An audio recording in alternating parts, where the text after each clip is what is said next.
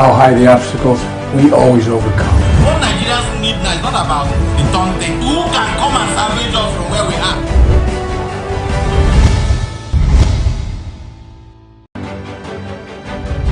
Representing people. Mr. President, my people are under siege. I will place economic stability and confidence. To condemn this act and call for immediate release of this minister in the Temple of Justice.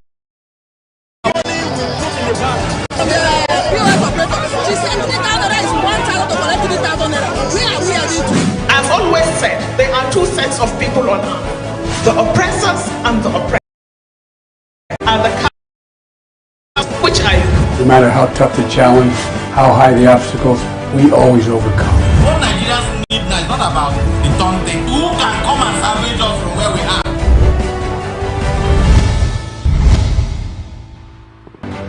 are? Welcome back.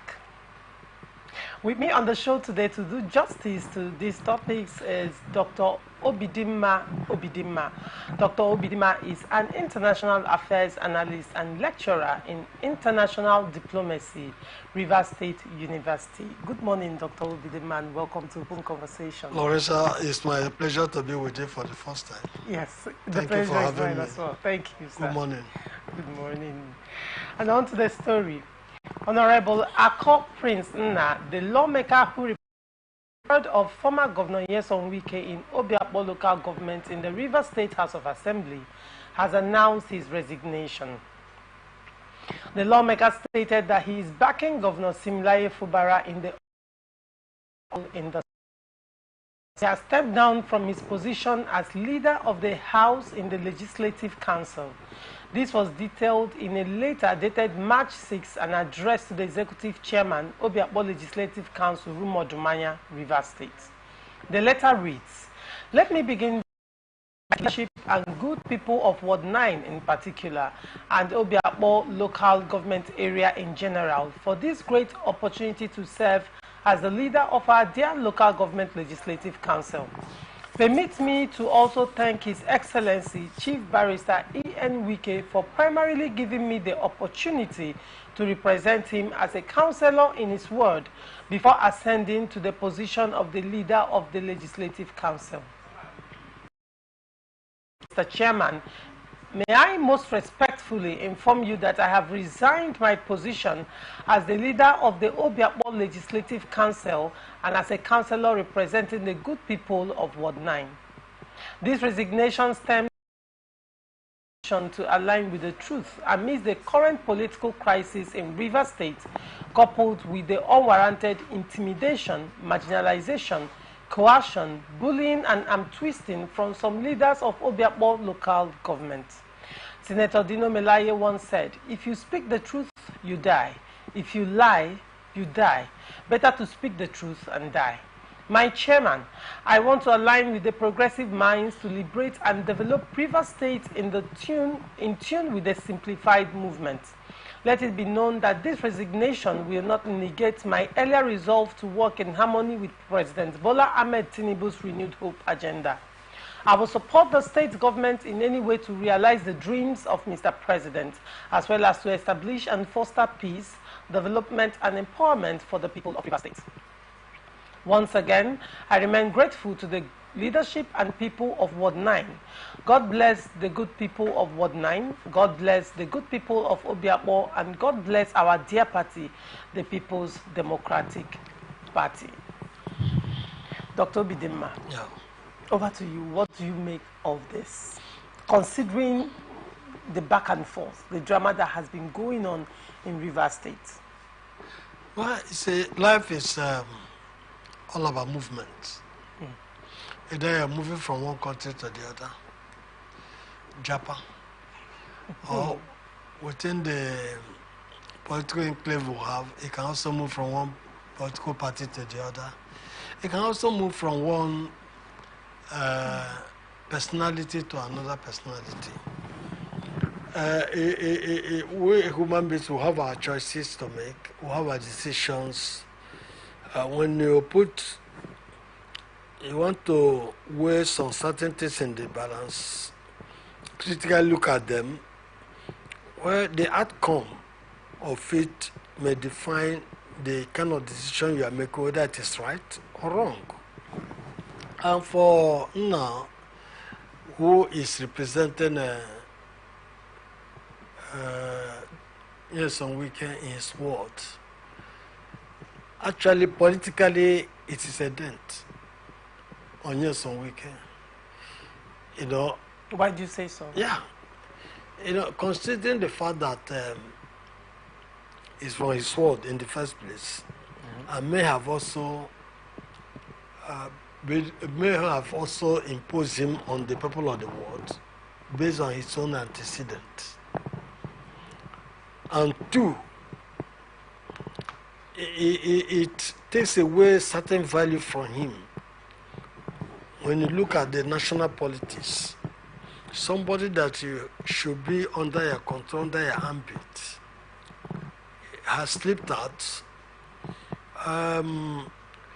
It does mean that he's gradually losing popularity. Okay. Gradually losing popularity. If that can happen in his own immediate ward, then what happens between the next 1 year? There will also be those jappering from one personality to the other. You know, and which means the structure he's talking about is happening, is gradually crumbling. And we'll get a point where the simplified movement will be gaining in terms of the people that are also trying to leave him. Most of us are from Rivers State. We know the politics in Rivers State presently, that what they see at the national level is not what is on the ground in the state. The steps taken by the former governor Nyesom Wike in terms of trying to control the present governor and trying to ensure that his structure remains by imposing on him almost all commissioners, special advisors, and other political appointees is gradually winning. And his GDI group is nowhere to be found again because, GDI. yes, most of them are also conscious of the pending political issue, the pending political that will happen in this state Okay. in the next 1 year or thereabout. You still believe there might still be political crisis? Yeah, you see, not even crisis per se. I'm talking of movement. Okay. Immigration. Cross-carpeting. Yes, you know, they are going to migrate. Loyalties will change. I'm telling you what we may call in political science party switching. Okay. But this is personality switching. Now. So Because now it's not about the party, but it's about the person. Yes, it's about the involved. person involved. Okay. You know, and most of them also not quite, because that is what he did not do creatively when he started trying to move some members of the House of Assembly to APC. Most of them don't like the APC, and with what is going on in the country so far, the APC at the national appear not to have fixed the economy. There's hardship. So, and this has been a PDP state since 1999. APC had never won election in this state. Even when Amechi switched over to APC, it wasn't that APC won an election. And now, the way he also related with Fubara drew sympathy from Rivers people across party lines, even those who are non-partisan. So what Fubara should do to gain more of this is to move into programs that will benefit the people, and more of this will happen. I have from the grapevine that even among the 24, 26 lawmakers, some are getting wearied and tired. And he also should know that we also play politics of stomach infrastructure in this country. How long will a politician that has sustained his life, he sustained his family, sustain his business from the resources gained from politics, and that is not rolling in the way he's expecting to endure and to remain with you when you don't have the knife and the yam again. So it's a very challenging period for the former governor.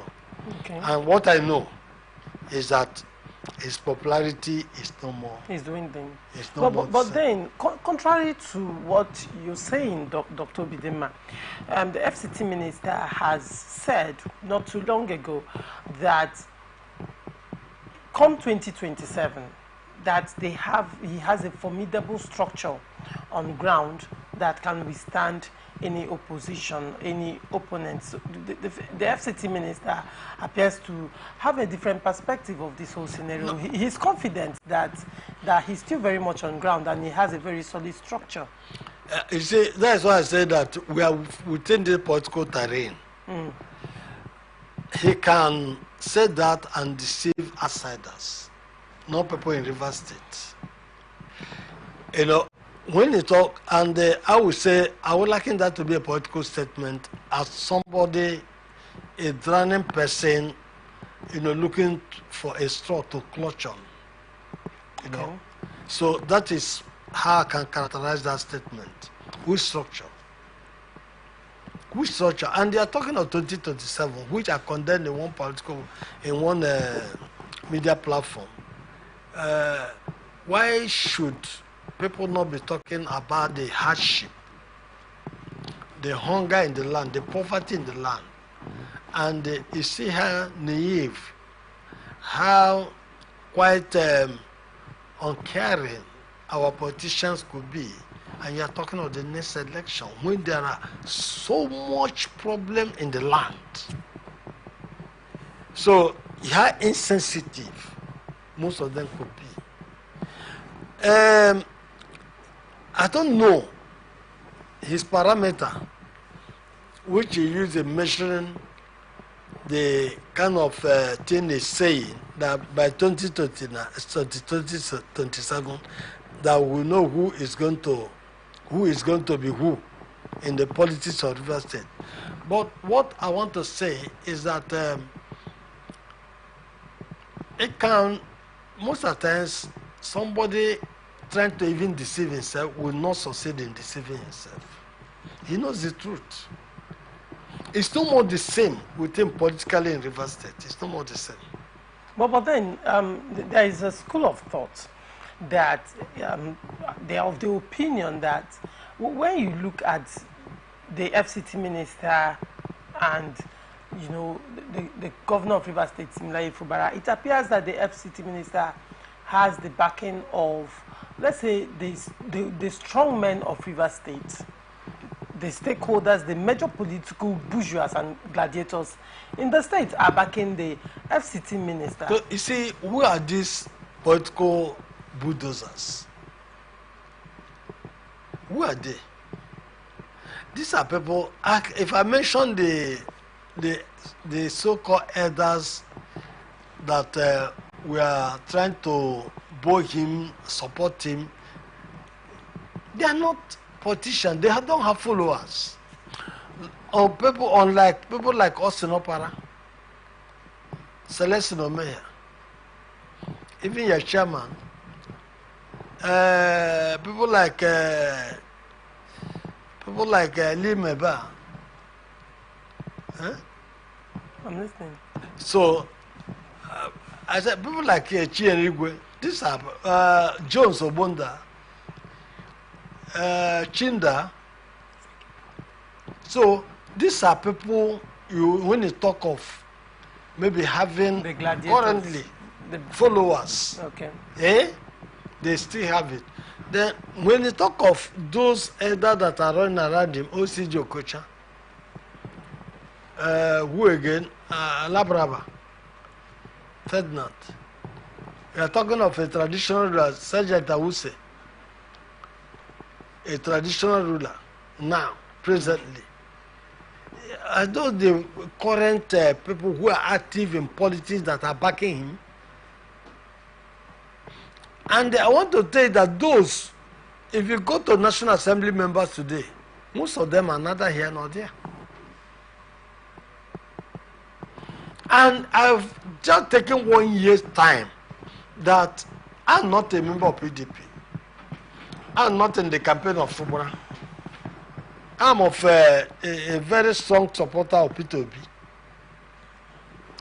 And Beatrice Tubo, aspiration in River State. Okay. So, but we have come together to take this state from strong men. That's why we are pushing. Some of us are in court against the defected 27 lawmakers. And what are we doing? We are working to ensure that power comes to the people. So it can be with their structure. We are building river people structure that will take the structure of the masses. The masses.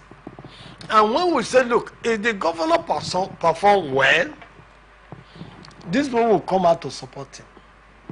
If he fails, we're also going to be against him. But what we are working towards now and looking towards is that no man colonizes this state again, economically, politically. And that is why when once this happens, we can hold governors or legislators, commissioners to account for whatever they do in office. We can hold council chairmen to account. There must be citizen participation in politics, in what is happening around us. You don't need to be a member of a political party before you get interested in what is happening around us, before you contribute your own idea on how we should live as people and how the society should be governed. Okay, right. On to the next story. Barely 24 hours after the Edo House of Assembly served an impeachment notice on the state's Deputy Governor, Philip Shaibu, security has been beefed up in the House. Correspondent reports that the House, which served the impeachment notice on the Deputy Governor, said he had 7 days to respond to the notice. Meanwhile, members of the Edo State security networks, armed with guns, took over the front of the house and its surroundings. A staff who spoke with newsmen said the presence of the members of the state security outfits was to forestall any unforeseen attack and invasion of the house by suspected hoodlums. As of yesterday, staff of the house were being screened as well as their vehicles by the security personnel of the State House correspondent. Recalls that staff of the assembly without identity cards were denied access to the premises of the house. Some personnel of the Edo State Security Network and those of the House of Assembly were at the entrance gate to enforce the no ID entrance order, a civil defense Hilux vehicle that was stationed by the fence of the National Museum, which is directly opposite the House of Assembly, later drove off. Now, sir, this is what is going on in Edo State House of Assembly. You are not unaware of the drama that has been ongoing between Obaseki and his deputy, Philip Shuaibu. And there seems to be no end in sight, especially with the deadline of March 24 that has been set by INEC for each political party to present their Guba candidates for elections. What do you make of this whole debacle, and do you see an end in sight? Well, it started even before the primaries. The point there is that the politics we play in this on this part of the world sometimes is quite curious. It's something that they cannot really predict. I know one time Bishop Kuka, I think, visited the former governor of River State in some weekend, in his first tenure. He raised an issue and wondered why is it that when they come to handing over power. The elected governors hardly hand over to their deputies. They hardly choose their deputies to run after them. And that is a big challenge. If you find somebody worthy to be a deputy, why is it that he cannot be found worthy to succeed you in office? That's a plank of it. Phyllis Shaibu worked very hard in the emergence of Obaseki, especially when he has serious issues with Oshomole. You know, Shaibu is also from the same senatorial Edo North with Oshomole. And with his youthful vibrancy and all those things, he did. And why is it that having understudied you did so many things that is no more found worthy to succeed you? Well, be that is, may that the Nigerian politics will have. Then on the part of Shaibu, if your principal was not giving that support, honestly speaking, you would have talked with him and agree with him. Okay, can I go for Senate or whatever?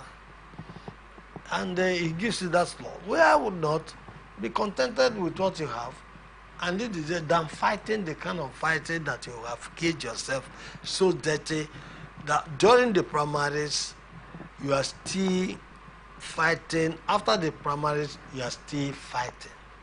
The primary has come and gone. A candidate has emerged. You are still threatening PDP National Working Committee that without you, they will lose the election. And the PDP are also come with a position that it can go to anywhere. You know, they are taking that position. On the issue of impeachment, well, I don't think there is a way to pay him back. I like to serve out his tenure. Or if it's distracting your government, there are ways that you kind of, because this impeachment issue now, the perception may be that we are taking a vindictive action against him. But there are an aspect of it that I'm not quite at ease with. Okay. Where they say security. Where are those security? Why are they suddenly beefing up the security outfit of Edo? And this is where the fear of this state police is coming from. How governors can misuse it. Turn them as instruments. Political for thoughts. political, yes, against their opponents. So these are thoughts. By right, how you and them, they are, in fact, they are not known. I don't know the kind of, I'm just hearing of this political outfit in the Edo. Security outfit now. Eh? The security outfit. Yes, in Edo. And what are they being used for when herdsmen are killing people in Edo in the bush? So did you set up the political outfit basically for political reasons? To go after your opponents? And that's where the fear of those who are against state police is coming from. But I'm an advocate of state police.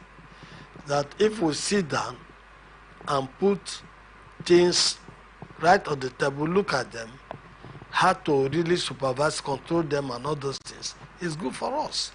But this issue, whatever it is, I would advise Shaibu to calm down. You know, he may, because I think there's a statement Oshomole made recently. In other words, he may not go to APC. And these people can also spoil things. You know, APC is having its crisis in Edo. Of parallel candidacy. Yes, PDP is having its crisis. Labour Party... They've reconciled. Eh? OT has tried to reconcile them. But I don't know if it worked. You mean the Labour Party? Yes. Though their primary was a bit transparent, more better than that of PDP and APC. But Abata has been recognized. Yes. So... leaving PDP and APC in a quagmire. Yes. I'm seeing that Labour Party may benefit from all these issues that are going on in Edo State. Okay. Because Labour Party has really made a statement from last election in Edo State. The presidential election. Yes, in Edo State. And they also have a senator. So. Okay. Yeah, they have a senator.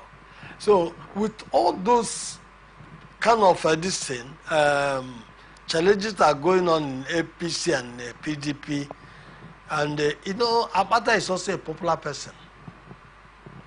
He's a very popular person within the legal community. He's a popular person because what gave him that president of MBA, because of the way they say he carried the young lawyers over the years. Okay. Empower them and all those things.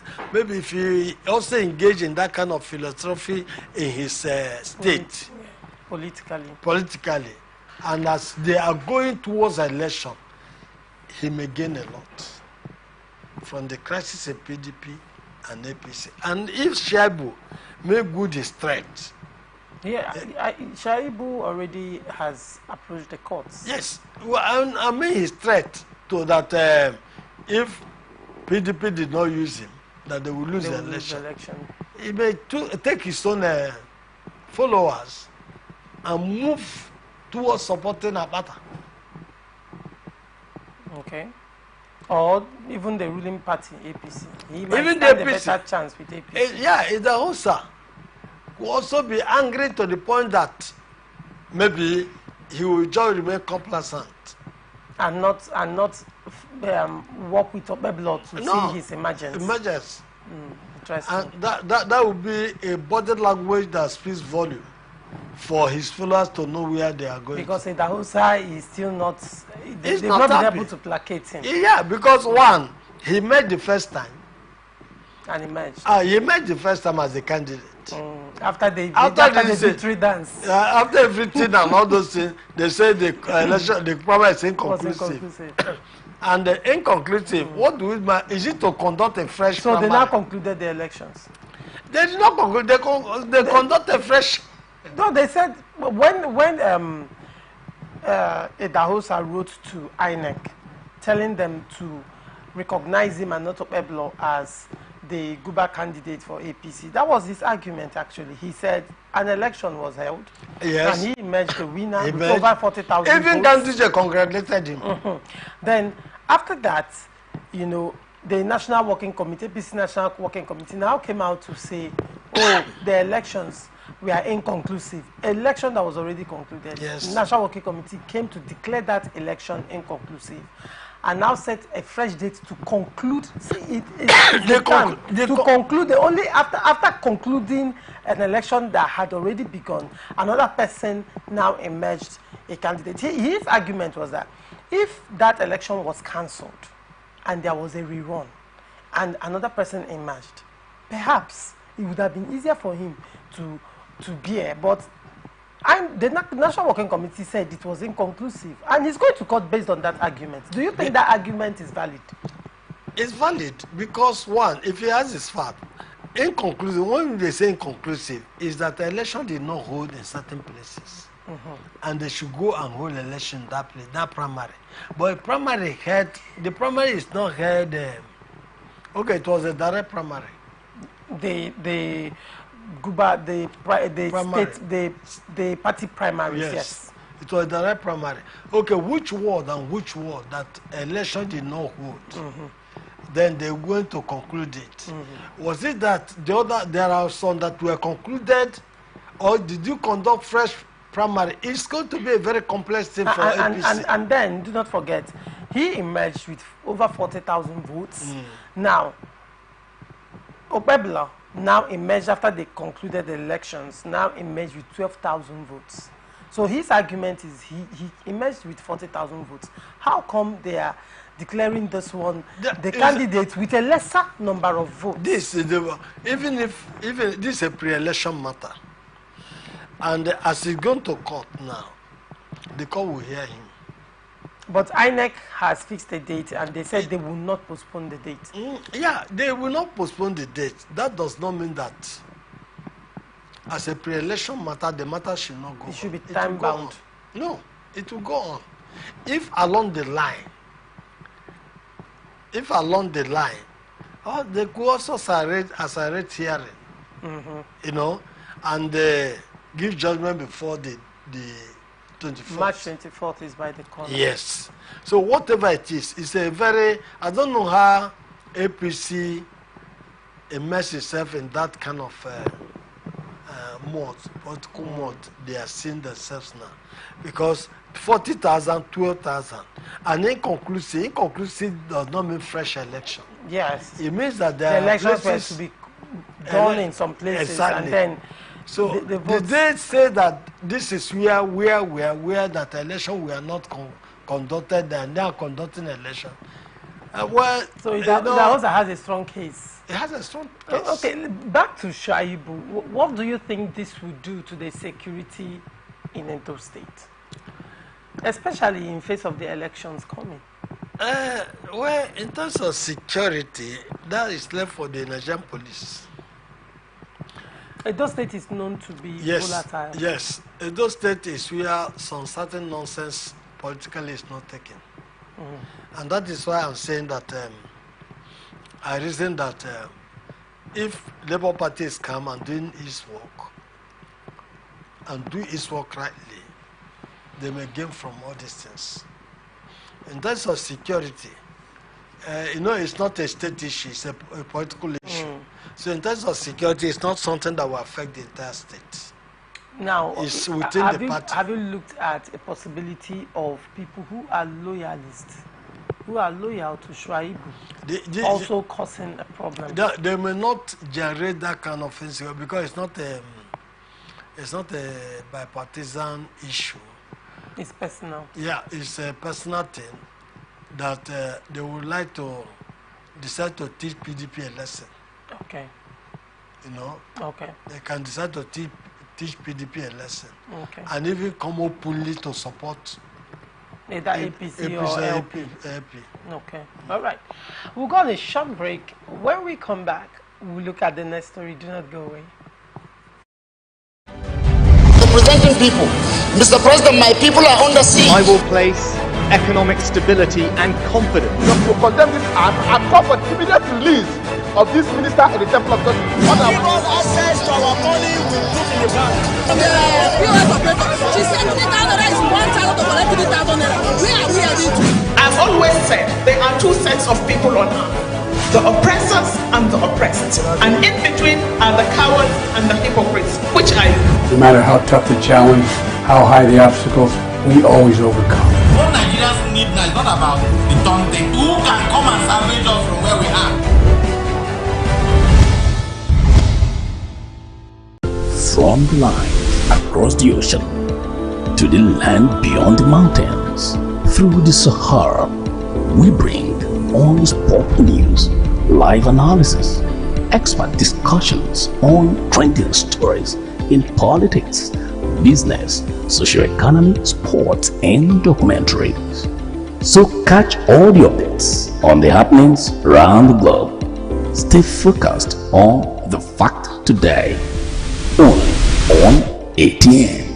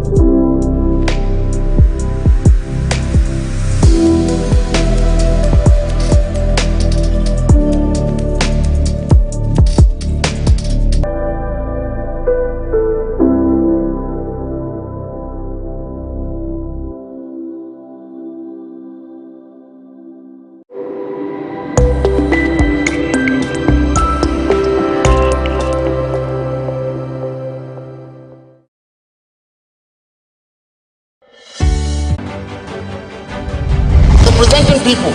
Mr. President, my people are under siege. I will place economic stability and confidence. To condemn this act and call for the immediate release of this minister in the temple of God. Give us access to our money we put in the bank. From the POS operator, she said 3,000 naira is 1,000 to collect 3,000 naira. Where are we heading to? I've always said there are two sets of people on earth, the oppressors and the oppressed. And in between are the cowards and the people. Welcome back. The National Working Committee of the People's Democratic Party says there is no decision on zoning yet on the November 16 Ondo State governorship election. The party's National Publicity Secretary, Mr. Debo Ologunaba, stated this in Abuja on Thursday in a statement on the party's resolutions from the National Working Committee meeting with critical stakeholders from Ondo State.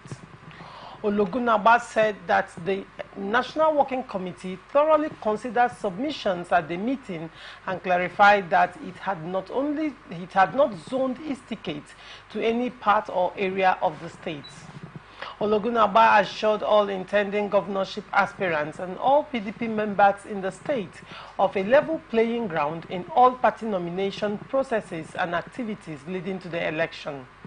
He said that everything would be in accordance with the constitution of the PDP as amended in 2017, the Electoral Act 2022, and the party guideline for the election. Ologunaba also gave assurance that the nomination process and activities leading to the election will be all-inclusive, free, fair and transparent in accordance with the provisions of Nigeria and PDP constitutions. He also said that the National Working Committee also approved the convening of a special meeting to further ensure reconciliation and unity among party stakeholders in the state. The spokesman said that the meeting would comprise party leaders including Governor Seyi Makinde of Oyo State, Governor Ademola Adeleke of Osun State, top party leaders from Ondo State and the National Working Committee. He said the National Working Committee also emphasized the need for all stakeholders to be consistent in the display of fidelity to PDP and work together in the greater interest of the party and the people of Ondo State. Ologunaba said that the people were looking up to PDP to rescue their state. Let's start from the last statement.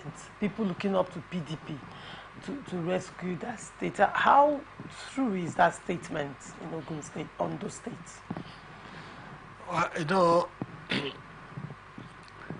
for political correctness, we said that we'll give it to any party that makes statement, because anybody who is going for a contest has the hope to win the election. You cannot tell people that you won't win this election because your aspiration, your interest is to win. And PDP, I know too well that I think it's just one time they ruled on the state.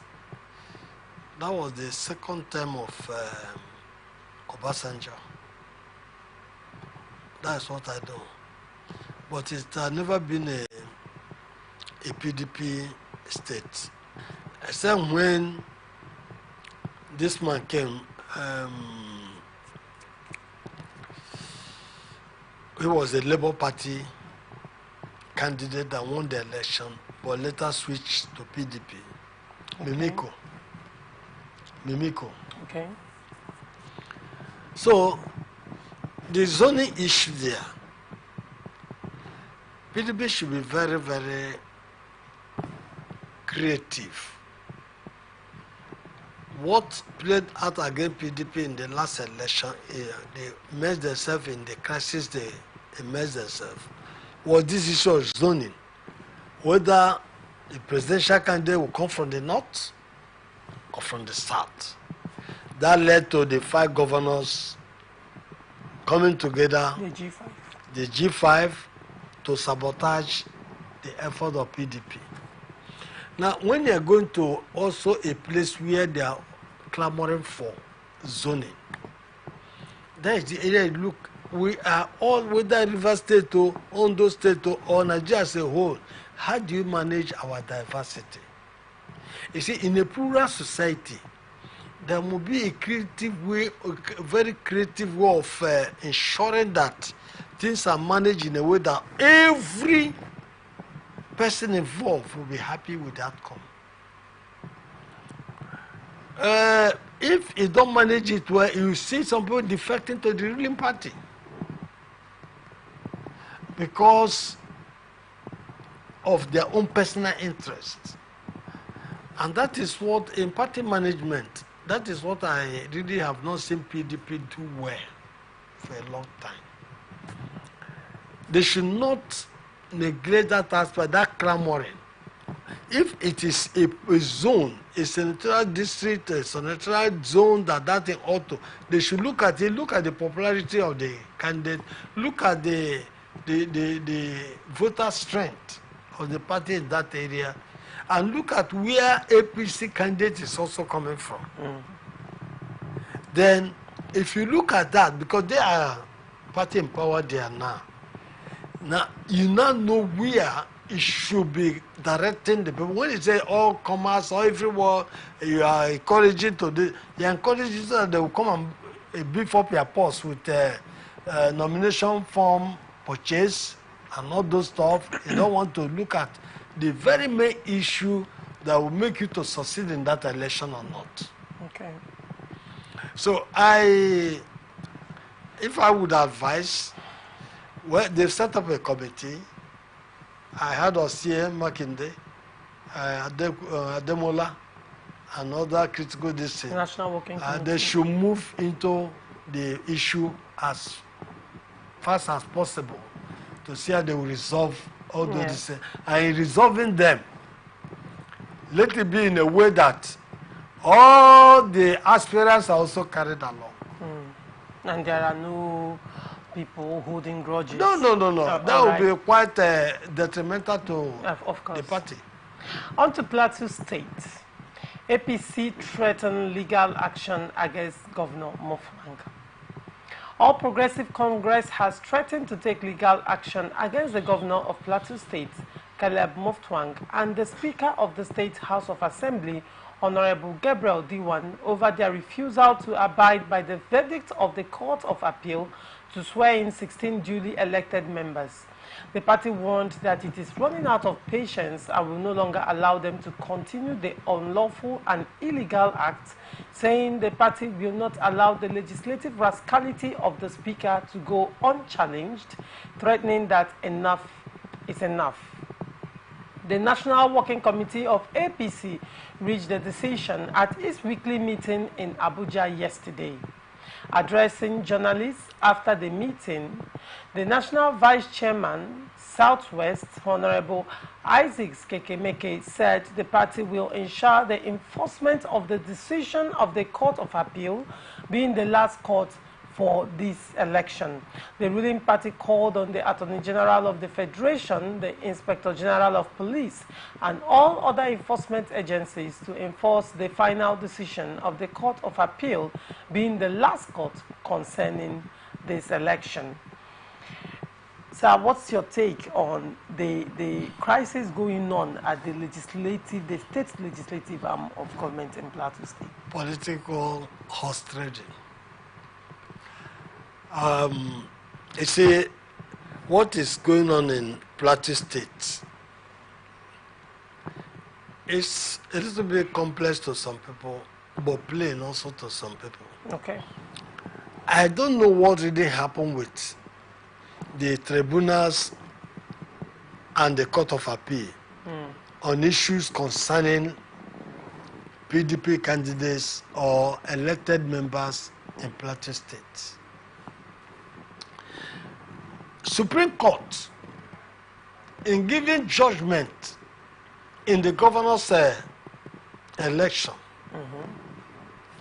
made mention in their judgment, in fact, rebuked Court of Appeal, the lower court, on the issues, and that is what really emboldened the, the speaker is also from a minority party, YPP. Okay. After all this problem that dogged PDP lawmakers, he is the one that is the. And with that pronouncement of Supreme Court, that gives a kind of road sign for the displaced legislators to go back to court for a review. Okay. I'm sure that maybe some of them are in that process now. You know, they tried to come back after that pronouncement, but they were stopped. The PDP sacked legislators, they were stopped.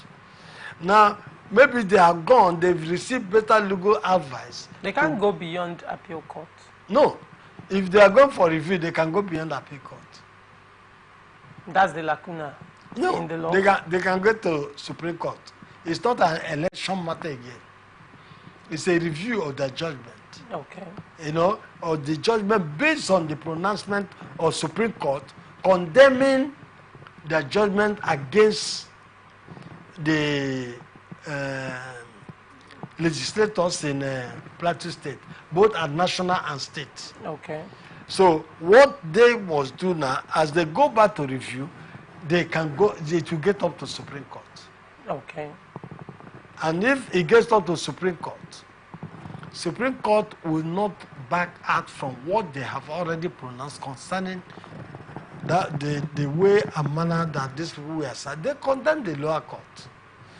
And these people the speaker and the governor may also be delaying time for all this process to go through. APC threatening, are they going to carry war? They should go to court. And if they go to court, it's going to be troublesome for them. And it cannot invite the police to enforce court judgment. What are inviting police? If the matter has also been taken to court now, how will police enforce? Are you saying that police should come and impose parliamentarians on the people? No, that's not the way they enforce judgment. Okay. Or to push them into the hollow chamber or the assembly. No. Okay. So we watch how the drama in practice we'll see how it will unfold, because more drama will still unfold in Plateau State.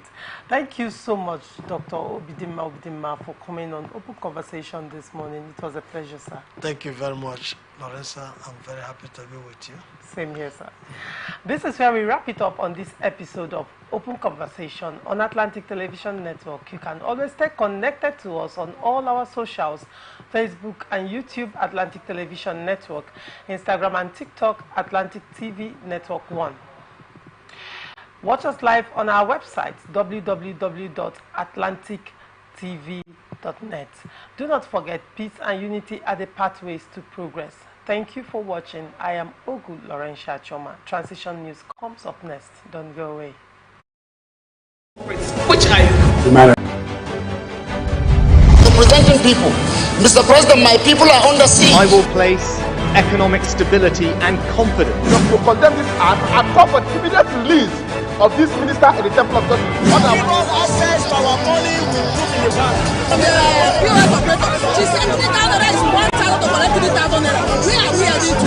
I've always said there are two sets of people on earth, the oppressors and the oppressed. And in between are the cowards and the hypocrites. Which are you? No matter how tough the challenge, how high the obstacles, we always overcome. What Nigerians need now is not about